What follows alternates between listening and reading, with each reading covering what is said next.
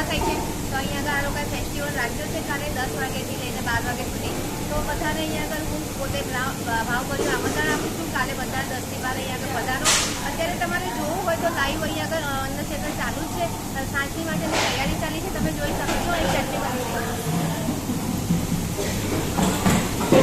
અહીં પેસ્ટ બની રહી છે, આટો બની રહ્યો છે. તમે રાઉન્ડ ફરીને જોઈ શકો છો.